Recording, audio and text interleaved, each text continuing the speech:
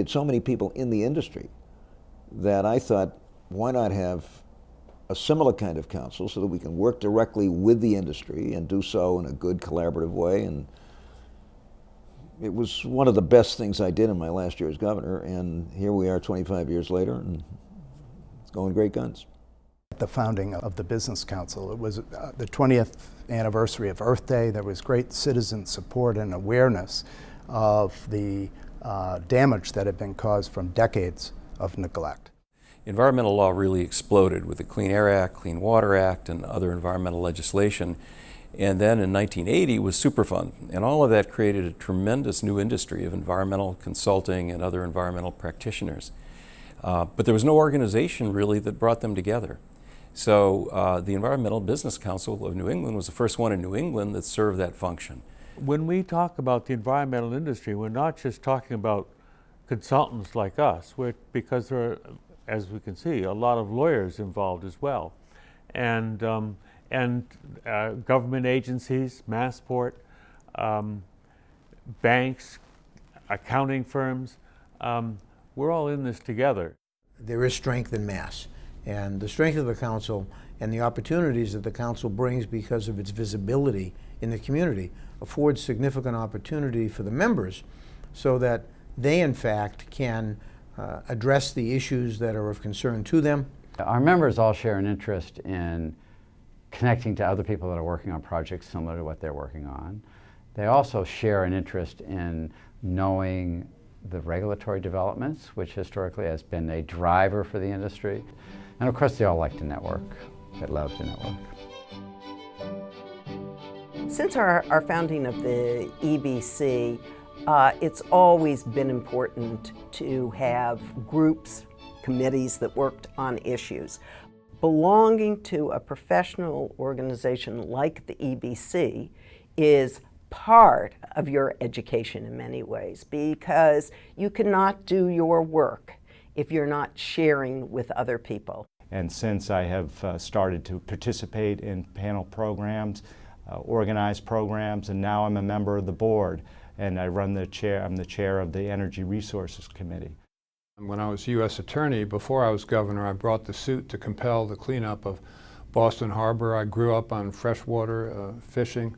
So the Rivers Protection Act, which I did with Bob Durand, the Democratic state senator in charge of it, was of personal significance to me. And that's why I personally jumped into the Charles River, and with Bob Durand not six inches behind me.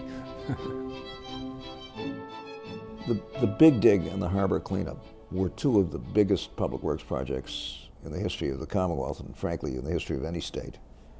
And both of them have been transformational in terms of what they've done for the city, what they've done for our economy, the wonderful recreational opportunities with the harbor islands, which themselves were in terrible shape when we started. And the environmental business community was central in supporting those politically and bringing the knowledge, the resources, the expertise, the experience to clean up what some called the dirtiest harbor in America, to take down 2.5 miles of highway and leave with it a linear park and open up the entire waterfront. And all that you see today of the economic activity on that Boston waterfront is really triggered by those two projects, cleaning up the harbor and providing access to it. And the environmental business community has been central to that work, both inspiring it and executing it.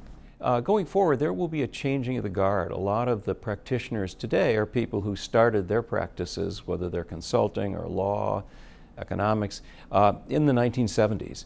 And that group will be retiring, and the younger people will be coming in and filling the void created by the retirees. This is an exciting opportunity. So if I say anything to some fellow colleagues and to the young professionals, use the organization for the opportunity that it provides. And I mean use it.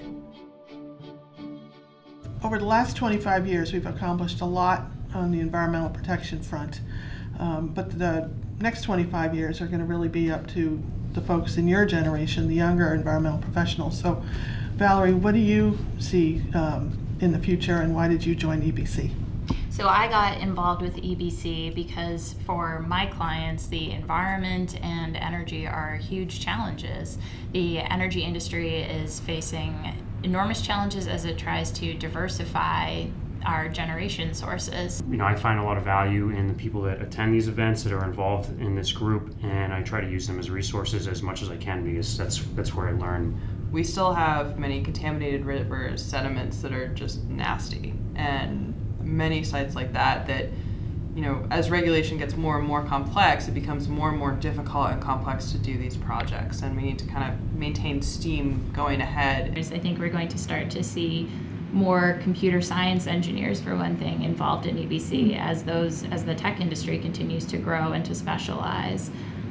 And as the technology that we use as environmental professionals starts to become more sophisticated and important to our practices. So there's certainly going to be plenty to do for the next 25 years, just like the 25 years before it. And I'm sure the environmental industry in 25 years will look nothing like the environmental industry today.